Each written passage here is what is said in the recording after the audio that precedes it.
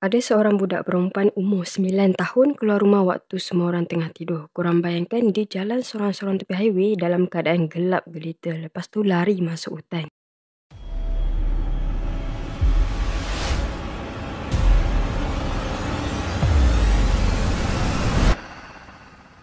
Kejadian ni berlaku pada 14 Februari tahun 2000 dekat Shelby, North Carolina. Masa tu awal pagi, hari Isnin, budak-budak lain sibuk bersiap nak ke sekolah lah. Tapi dekat satu rumah ni, keluarga Degree tengah panik sebab anak perempuan diorang yang baru berusia 9 tahun iaitu Asha Degree tiba-tiba hilang. Mak ayah dia perasan bilik Asha ni kosong tau. Tapi yang buat semua orang rasa tak sedap hati, tingkap bilik dia terbuka dan dekat lantai ada kesan tanah macam ada orang panjat keluar. Bila diorang periksa barang-barang, baru sedar Asha bawa beg galas. Dalam beg tu pula ada buku sekolah, pakaian dan barang peribadi dia lah. Tapi dia tak tinggalkan apa-apa nota, tak tinggal pesanan, langsung tak tunjuk tanda dia nak lari dari rumah. Untuk pengetahuan korang, Asha ni bukan budak bermasalah. Dia ni pendiam, selalu pergi sekolah, tak pernah buat hal langsung. Jadi bila dia tiba-tiba hilang waktu semua orang tengah tidur, memang tak masuk akal langsung lah. Tambah pula masa tu rumah tak ada CCTV macam sekarang. Polis pun memang susah nak dapat clue. Tapi lepas beberapa hari baru ada orang tampil. Ada saksi cakap diorang nampak seorang budak perempuan tengah jalan sorang-sorang dekat jalan besar. Masa tu masih gelap, hujan lebat pula tu. Budak tu cuma pakai jaket nipis je.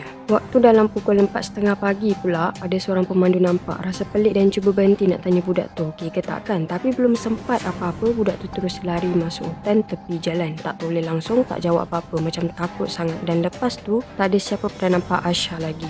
Lepas Asha hilang, siasatan terus dijalankan besar-besaran. Polis sisir kawasan hutan, volunteer pun ramai turun padam. Poster gambar Asha pun bersepah dekat tiang jalan. Satu komuniti memang bersatu hati nak cari dia, tapi tetap tak ada apa-apa jejak. Sampailah setahun setengah lepas tu, ada satu penemuan iaitu polis jumpa satu beg galas. Bila periksa betul-betul, rupanya tu memang beg Asha. Tapi yang peliknya, beg tu ditanam dalam plastik sampah hitam. Elok tertanam dalam tanah dekat tapak pembinaan. Lokasi tu pun bukan dekat, lebih kurang 30 batu dari tempat dia kali terakhir dilihat. Bila diorang cek barang-barang tu memang sah milik Asha. Dan ada satu baju t-shirt yang orang tak dapat kenal, tak tahu milik siapa, tak tahu apa kaitan dia dalam cerita ni. Jadi lagi banyak yang diorang jumpa, lagi banyak persoalan timbul. Siapa tanam beg tu, kenapa sejauh tu dari kawasan Asha lari. Dan yang paling peliknya, macam mana barang-barang tu boleh masih elok walaupun dah lama tertanam. Ramai orang percaya Asha keluar rumah tu sebab dia sendiri yang nak. Tapi itulah, budak umur 9 tahun sanggup keluar rumah sorang-sorang pukul 3 ke 4 pagi dalam keadaan hujan, gelap pula tu, macam tak logik lah. Mana ada budak berani bertindak macam tu kan? Tapi ada juga yang kata mungkin ada seseorang yang pujuk dia. Mungkin orang tu dia kenal atau orang yang dia pernah jumpa tapi mak ayah dia tak tahu. Tapi yang peliknya, Asha ni tak ada telefon, tak main komputer pun, tak ada akses internet. Hidup dia pun memang simple. Dia ni pula bukan jenis yang pandai-pandai cari ruang nak lari rumah macam remaja zaman sekarang. Jadi kalau dia dipujuk keluar, macam mana orang tu hubungi dia? Dan ada juga yang percaya Asha ni mungkin dia jadikan masa pemerdagangan manusia. Mungkin masa dia lari ke hutan tu ada orang dah tunggu dia.